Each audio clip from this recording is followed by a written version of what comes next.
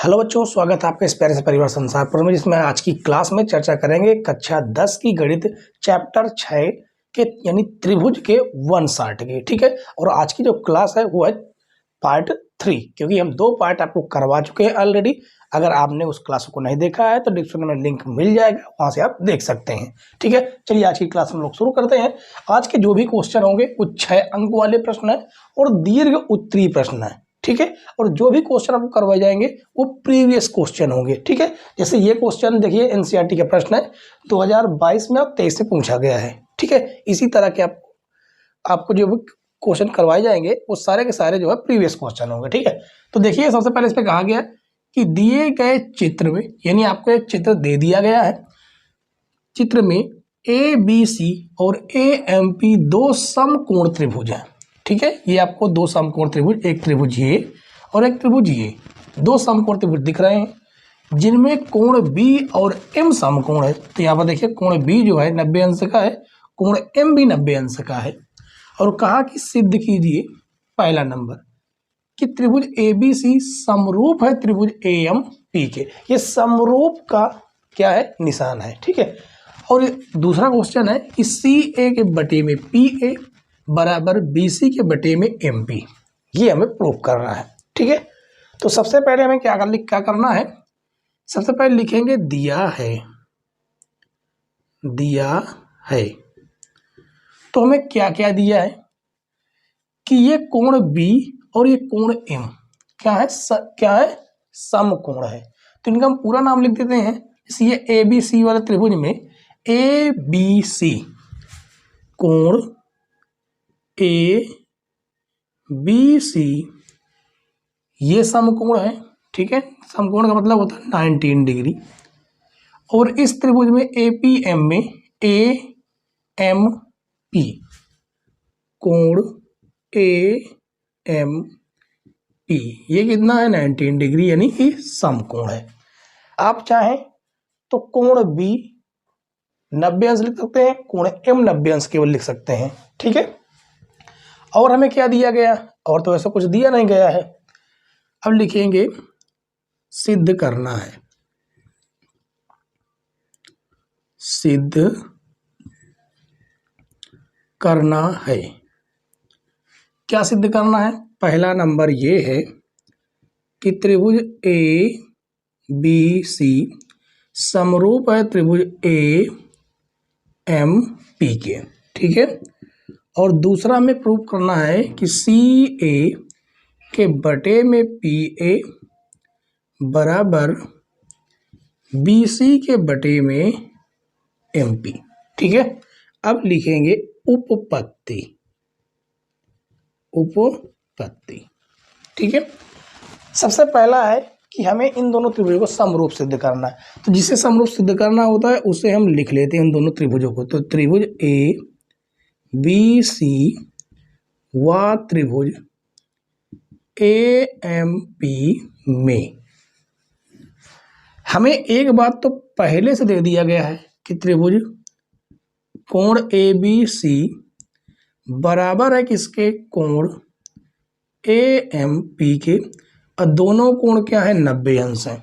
यहां पर लिख सकते हैं कि प्रत्येक कोण समकोण।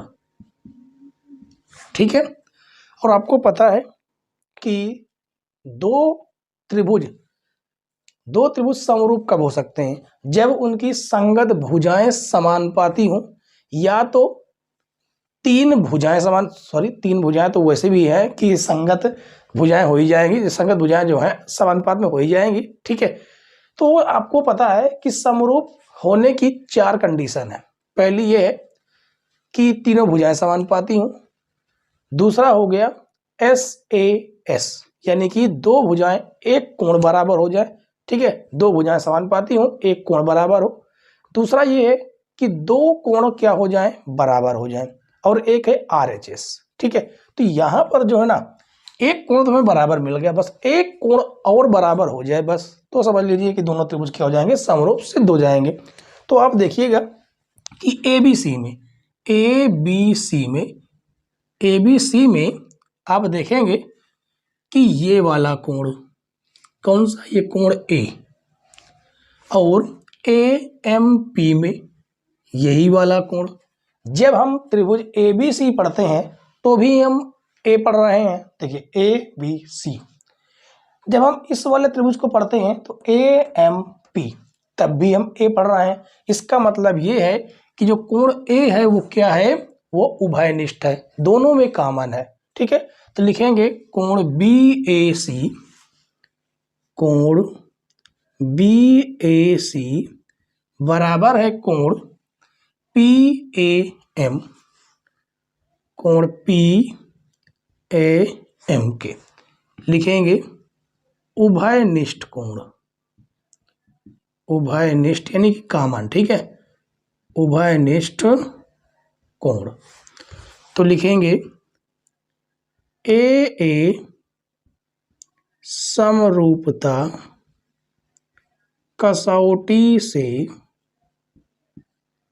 समरूपता कसौटी से हम ये कह सकते हैं कि त्रिभुज ABC समरूप होगा त्रिभुज AMP के। ये तो रहा आपका पहला नंबर, ये आपका क्या हो गया, प्रूफ हो गया। अब दूसरा नंबर भी इसी में देख लीजिए। आपको पता है जब दो त्रिभुज समरूप होते हैं तो उसकी संगत भुजाएं समानुपाती होती हैं। ठीक है, तो यहां पर हम लिखेंगे कि त्रिभुज ABC समरूप है त्रिभुज AMP के। यहां पर चौकी का निशान लगा दें, इसलिए देखिए इस त्रिभुज की, इस त्रिभुज देखिए ये वाले त्रिभुज में, किसमें, त्रिभुज ABC में, ABC में AB भुजा के बटे में क्या हो जाएगा, AM हो जाएगा। ठीक है, कौन सा, AM, क्योंकि इसका आधार, इस त्रिभुज ABC का आधार ये है AB, और इसे यदि इस प्रकार से घुमा दिया जाए, किसे, AMP को, तो आधार कौन सा हो जाएगा, AM हो जाएगा। तो ये हो जाएगा AM बराबर, उसके बाद देखिए इसका लंब BC है, BC, और इसका लंब क्या हो जाएगा, इसका लंब हो जाएगा MP। जब इस प्रकार घुमाएंगे तो MP। ठीक है, बाकी जो भुजा बची हुई है, कौन सी भुजा बची है, एक भुजा आपकी बची है CA, कहाँ है ये CA, और इसकी भुजा क्या बच जाती है, इसकी भुजा बच जाती है PA। ये आपस में क्या समानुपाती हो जाएंगे, लेकिन वो हमें प्रूफ नहीं करना है, हमें केवल इतना ही प्रूफ करना था, तो इतना ही हम लिख सकते हैं। ठीक है, तो ये दो हमें प्रूफ करना था और आपके प्रूफ हो गए।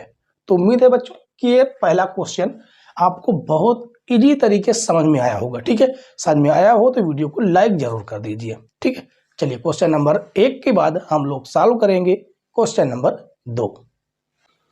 क्वेश्चन नंबर 2 देखिए बच्चों, क्वेश्चन नंबर 2 में कहा गया कि दी गई आकृति में त्रिभुज ABC के शीर्ष लंब AD और CE परस्पर बिंदु P पर काटते हैं, तो दिखाइए कि।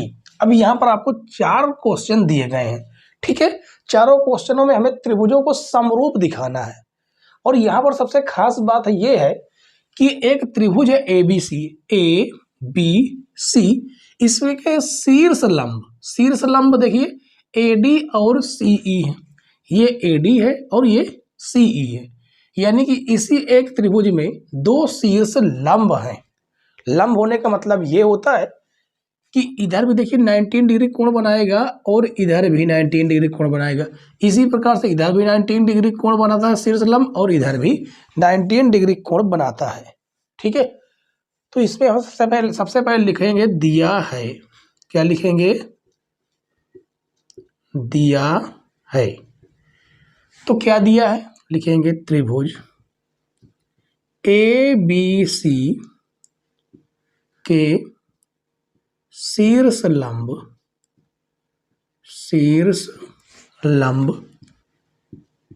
AD और CE है। ठीक है, इसके बाद हमें लिखना है सिद्ध करना है, सिद्ध करना है। क्या सिद्ध करना है? पहला तो आपका ये हो गया, दूसरा ये हो गया, तीसरा ये, चौथा ये चारों के चारों यहां पर लिख देना है। पहला नंबर ये है कि त्रिभुज AEP समरूप त्रिभुज CDP, और दूसरा है त्रिभुज ABD समरूप त्रिभुज CBE, और तीसरा आपका हो जाएगा त्रिभुज AEP समरूप त्रिभुज ADB, और चौथा आपका हो जाएगा त्रिभुज PDC समरूप त्रिभुज BEC। ठीक है, ये 4 क्वेश्चन इसमें है। अब लिखेंगे उपपत्ति।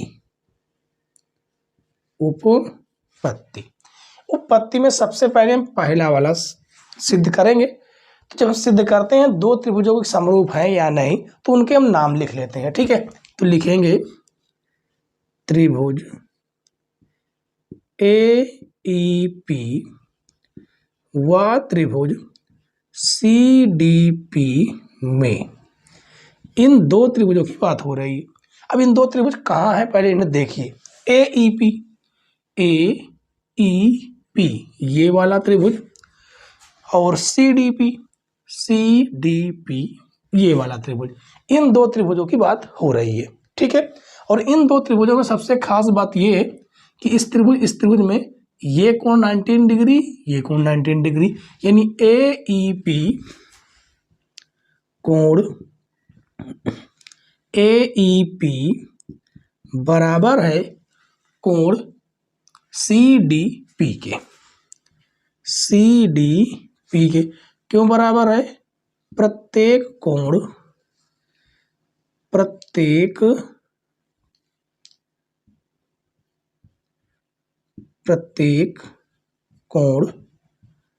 समकोण है, इसलिए क्या है? बराबर है। ठीक है, एक कोण और हमें मिल जाए तो आप देखिएगा कि ये वाला कोण और ये वाला कोण शीर्षाभिमुख कोण है, यानी कि शीर्ष के आमने सामने कोण है। ठीक है, तो लिखेंगे कोण APE बराबर है कोण CPD के। दोनों बराबर क्यों है? लिखेंगे शीर्षाभिमुख कोण।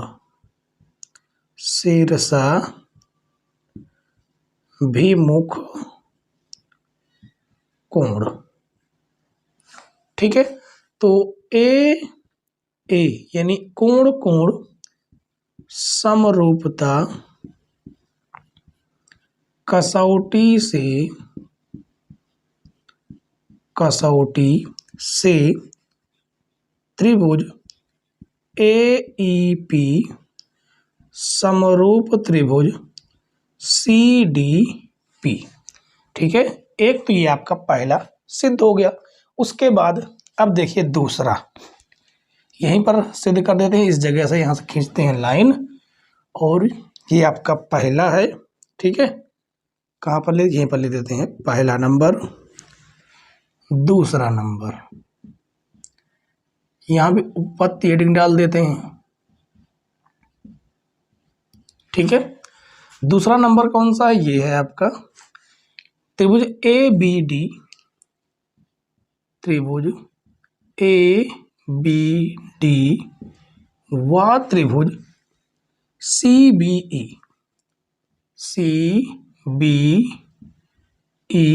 में। चलिए अब इनको देखते हैं। ये कहाँ है? ABD, इसको मेड़ दें। ठीक है, ABD मतलब ये वाला त्रिभुज, और CBE एक त्रिभुज ये हो गया, यानी ये वाला एक त्रिभुज और एक त्रिभुज ये वाला।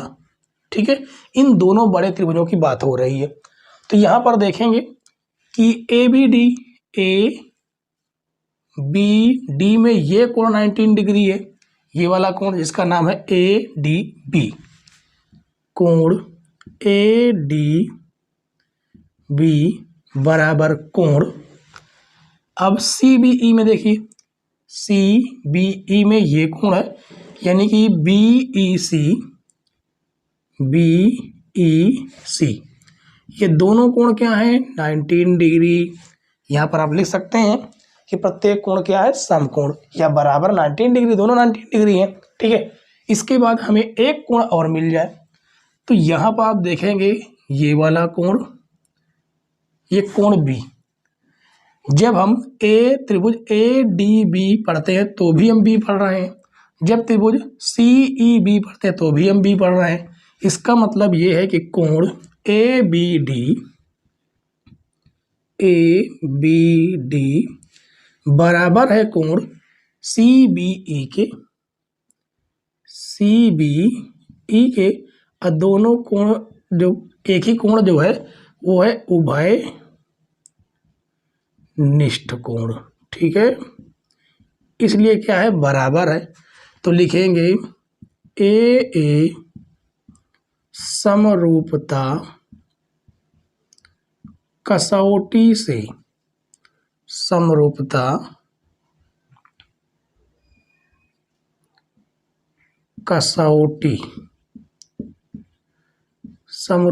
कसौटी से त्रिभुज ए बी डी समरूप त्रिभुज सी बी ई के, ठीक है। एक तो आपका ये प्रूफ हो गया।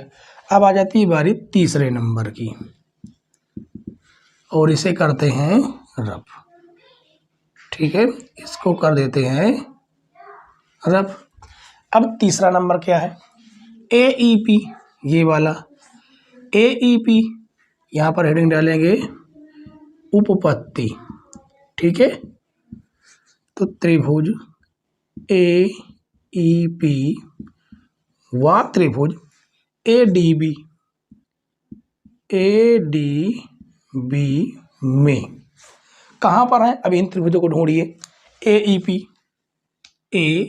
ई पी मतलब ये वाला त्रिभुज, और ए डी बी मतलब ये बड़ा वाला त्रिभुज के बारे में पूछा जा रहा है।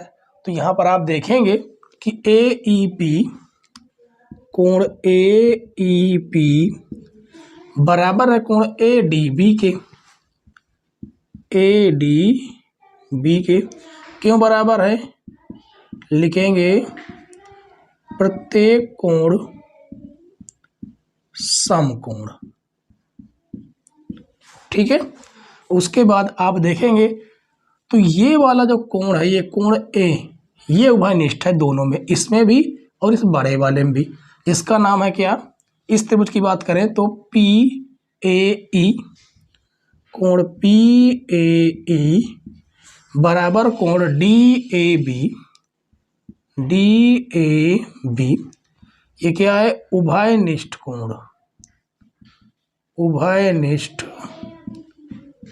कोण, ठीक है। तो यहाँ पर भी आपका ए समरूपता कसौटी लगेगी, ए एंगल समरूपता कसौटी से हम ये कह सकते हैं कि त्रिभुज ए ई पी समरूप त्रिभुज ए डी बी, ये हो गया आपका तीसरा नंबर, ठीक। अब इधर कर लेते हैं चौथा नंबर उपपत्ति। इस बार हमें क्या प्रूफ करना है, ये जो चौथा नंबर है ये वाला त्रिभुज त्रिभुज PDC व त्रिभुज BEC, PDC और BEC में, अब ये त्रिभुज दोनों कहाँ है, PDC, इसको करते हैं रफ। PDC मतलब ये छोटा वाला त्रिभुज, और BEC बी बी ई सी, मतलब ये बड़ा वाला त्रिभुज, इसके बारे में चर्चा हो रही है। तो इसमें देखेंगे पीडीसी में ये वाला कोण 19 डिग्री है, पीडीसी, कोण पीडीसी बराबर कोण बीईसी, बीईसी। तो यहां पर लिखेंगे प्रत्येक समकोण, ठीक है। और एक बात देखेंगे, तो ये वाला जो कोण है कोण सी, वो वहनिष्ठ है, यानी कोण ई सी बी। इस छोटे वाले की बात करें, पी सी डी बराबर है कोण ई सी बी के, ई सी बी के। ये है उभयनिष्ठ कोण, उभयनिष्ठ कोण। तो ये भी आपका ए समरूपता कसौटी से त्रिभुज पीडीसी समरूप त्रिभुज बीईसी, ठीक है। ये चारों के चारों जो हमें प्रूफ करना था, ये पहला नंबर, ये दूसरा, तीसरा और ये चौथा, चारों हमें प्रूफ करने थे और चारों प्रूफ हो गए, ठीक है। और उम्मीद है कि आपको बच्चों समझ में भी आया होगा। क्वेश्चन समझ में आया हो तो वीडियो को लाइक जरूर कर दीजिए, ठीक है। चलिए क्वेश्चन नंबर 2 बेहतरीन क्वेश्चन था, और इसके बाद हम लोग सॉल्व करेंगे क्वेश्चन नंबर 3। शुरू करते हैं बच्चों क्वेश्चन नंबर 3। क्वेश्चन नंबर 3 भी बेस्ट क्वेश्चन है। इसमें कहा गया कि चित्र में ABCD एक समलंब है, ठीक है, जिसमें AB जो है वो CD के क्या है या DC के क्या है, समांतर है, और असमांतर भुजाएं AD और BC क्रमशः बिंदु E और F पर इस प्रकार स्थित हैं कि EF भुजा AB के समांतर है। अब EF जो भुजा है वो AB के समांतर है, तो सिद्ध करना है कि AE के बटे में ED और BF के बटे में FC, ठीक है। तो हमें क्या करना है, सबसे पहले यहां पर हम लिखेंगे दिया है। सबसे पहला काम हमारा यही होता है, लिखना होता है दिया है। दिया है, क्या दिया है, AB समांतर है किसके, DC के। और एक बात कही है, EF भुजा AB के समांतर है, यानी EF समांतर AB, ठीक है। ये चीज हमें दिया है। अब लिखेंगे सिद्ध करना है, सिद्ध करना है। क्या सिद्ध करना है, AE के बटे में ED बराबर BF के बटे में FC। अब लिखेंगे उपपत्ति। उपपत्ति में हमें क्या लिख देना है, लिखना है AB जो है वो समांतर है DC के, ठीक है। EF समांतर है AB के, इसलिए देखिए AB DC के समांतर है, EF AB के समांतर है, इसलिए जो है जो EF है ना, EF वो DC के समांतर भी होगा। कहने का मतलब है जब AB भुजा किसके समांतर है, DC के, और EF भुजा AB के समांतर है, तो EF भुजा CD के समांतर भी तो होगा, बिल्कुल होगा, ठीक है। और यहाँ पर हमें एक रचना करनी थी, और रचना करना हमने लिखना भूल गए, तो यहाँ पर लिख लेना आप लोग इसके जस्ट नीचे रचना, ठीक है। इसके बाद सिद्ध करना है के बाद हेडिंग आपको डालनी है रचना।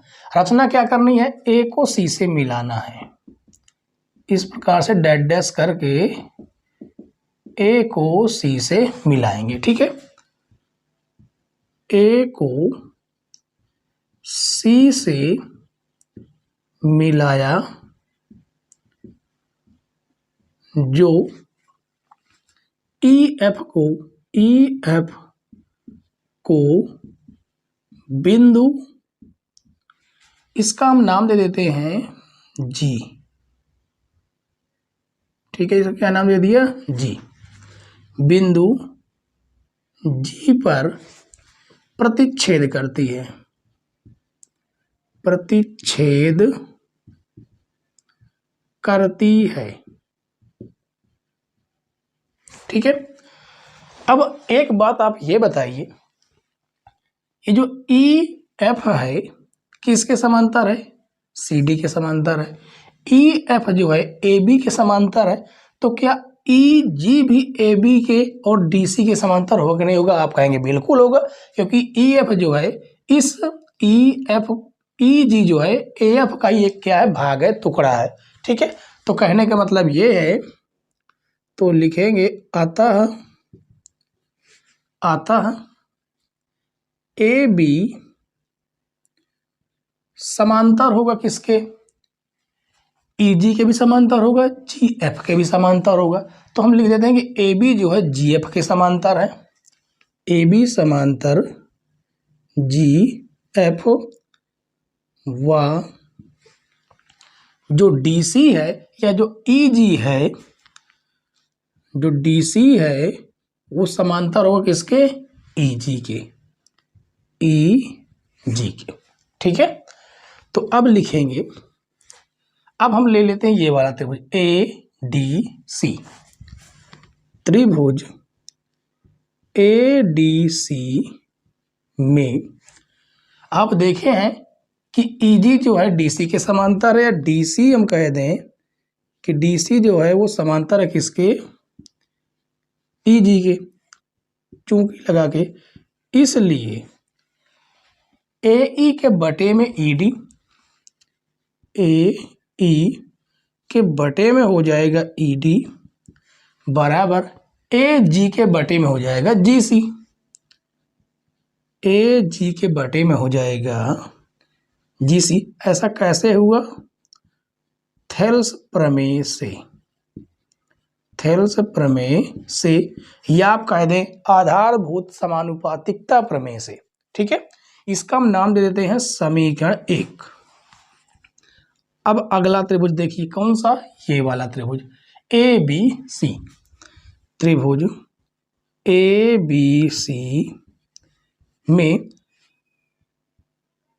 चूंकि ए बी जो है जी एफ के समांतर है, ए बी समांतर जी एफ, इसलिए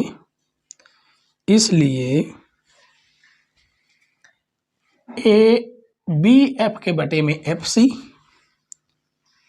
बी एफ के बटे में एफ सी, और ए जी के बटे में जी सी, ए जी के बटे में जी सी। ये कैसे हुआ? ये भी थेल्स प्रमेय से, थेल्स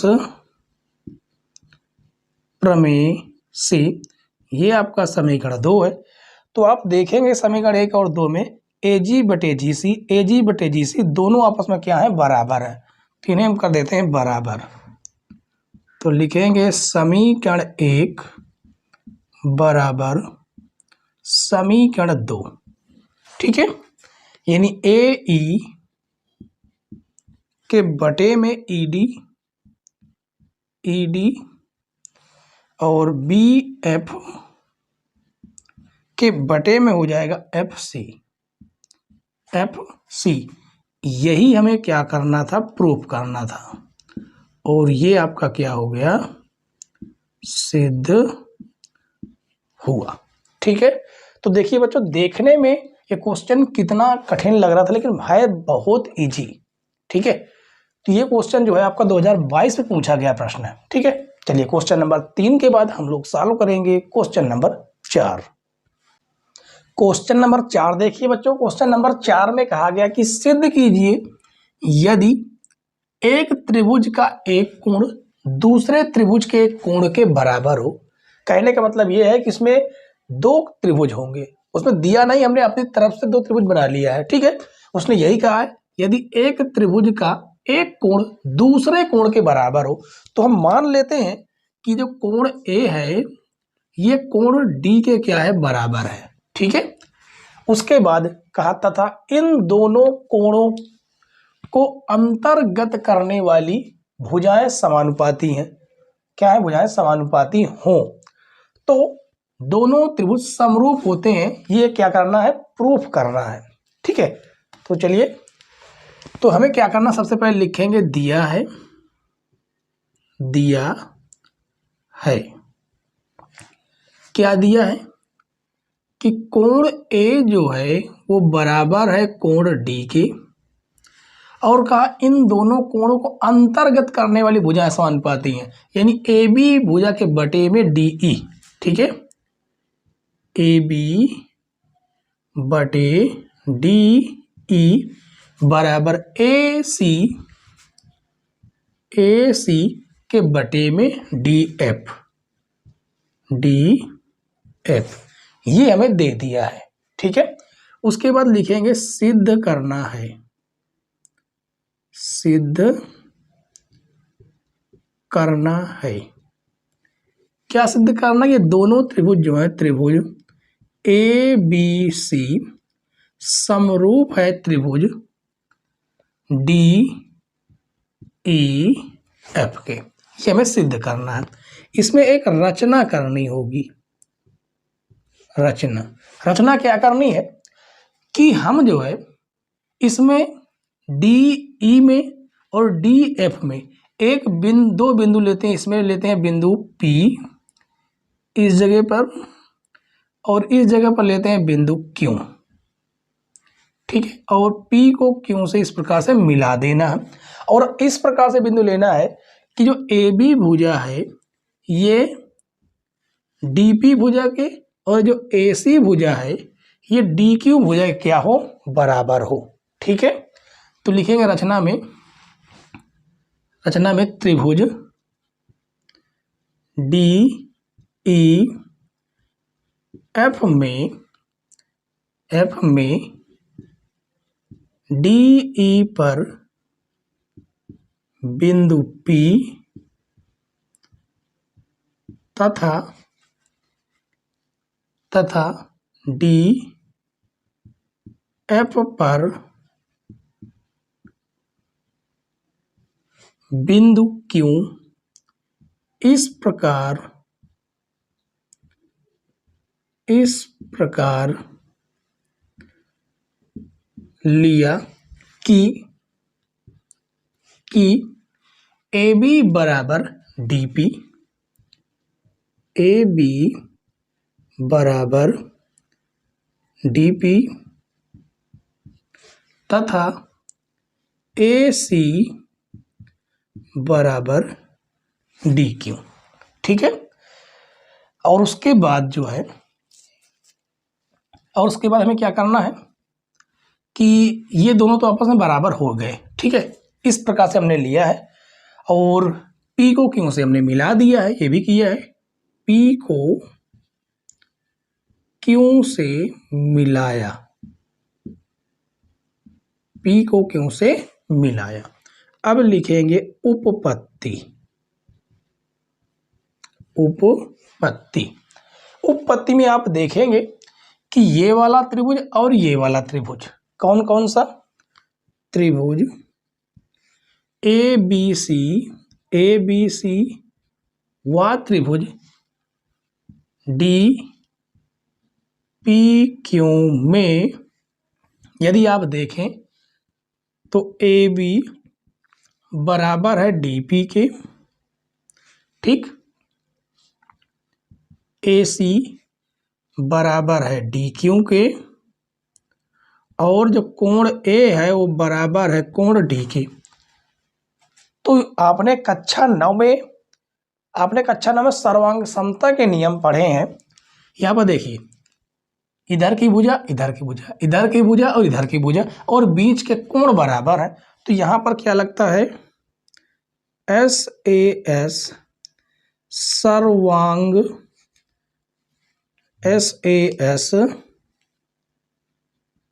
सर्वांग समता से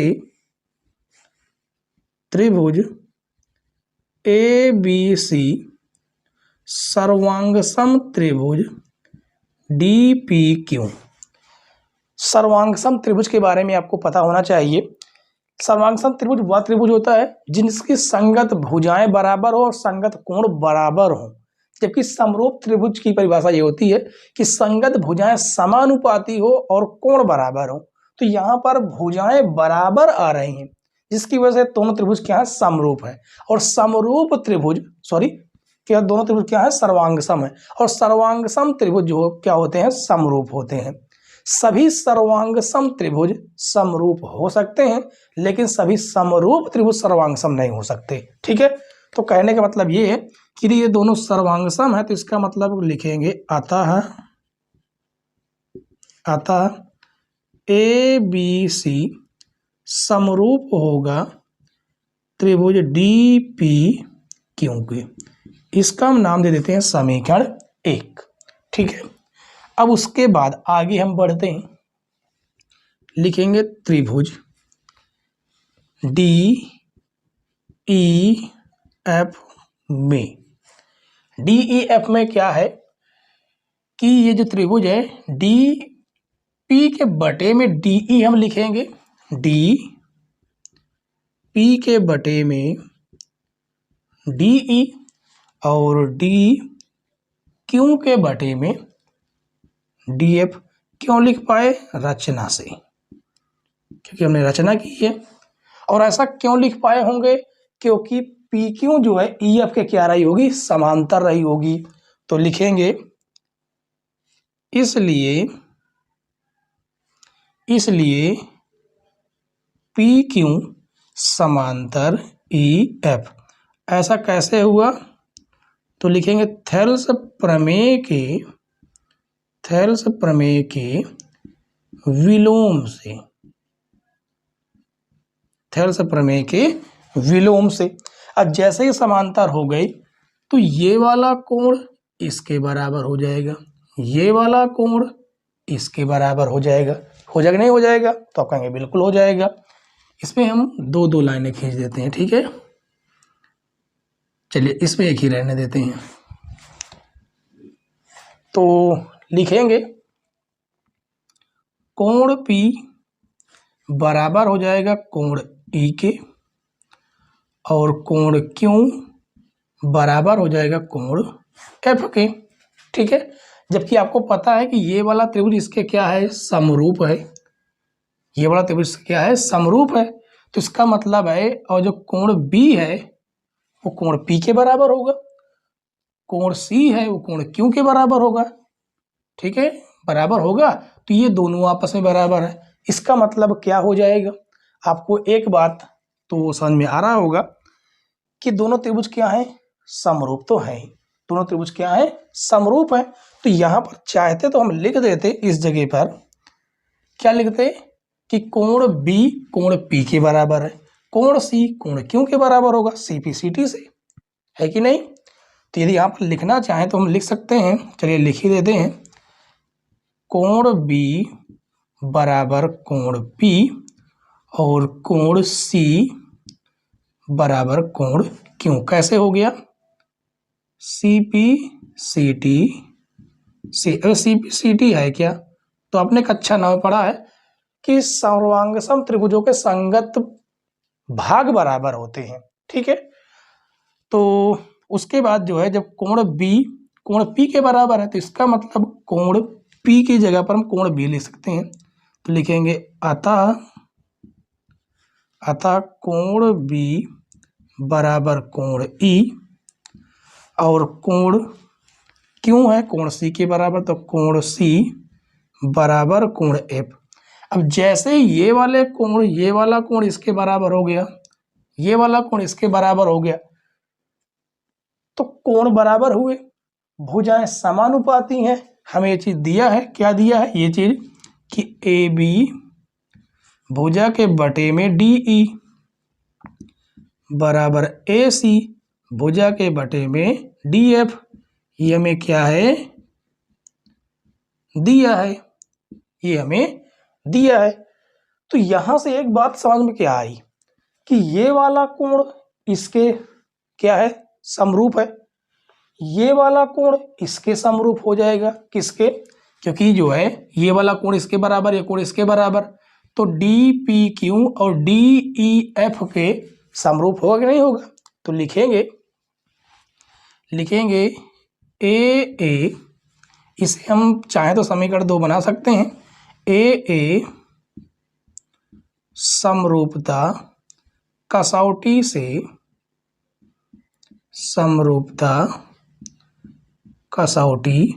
से हम ये कह सकते हैं कि त्रिभुज डी पी क्यों समरूप है त्रिभुज डी ई एफ के, ठीक है। और ये हो जाता है आपका समीकरण 3। तो आप देखेंगे कि जब A B C D P Q के समरूप है और D P Q D E F के समरूप है, तो दोनों में आप देखिए कोण 1 और कोण 3 से, तो A B C D E F के समरूप होगा नहीं होगा, तो आप कहेंगे बिल्कुल। तो लिखेंगे समीकरण 1 व समीकरण 3 से त्रिभुज ए बी सी समरूप त्रिभुज डी ई एफ, ठीक है। और यही हमें क्या करना था, सिद्ध करना था, और ये हुआ सिद्ध, ठीक है। तो उम्मीद है बच्चों की क्वेश्चन नंबर 4 भी आपको समझ में आ गया होगा। अगर अभी तक आपने वीडियो को लाइक, शेयर और सब्सक्राइब नहीं किया बच्चों, तो चैनल को जरूर सब्सक्राइब कर लेना, साथ में बेल आइकन में प्रेस कर लेना, जिससे नई नई वीडियो की नोटिफिकेशन सबसे पहले आप तक पहुंच जाए, ठीक है।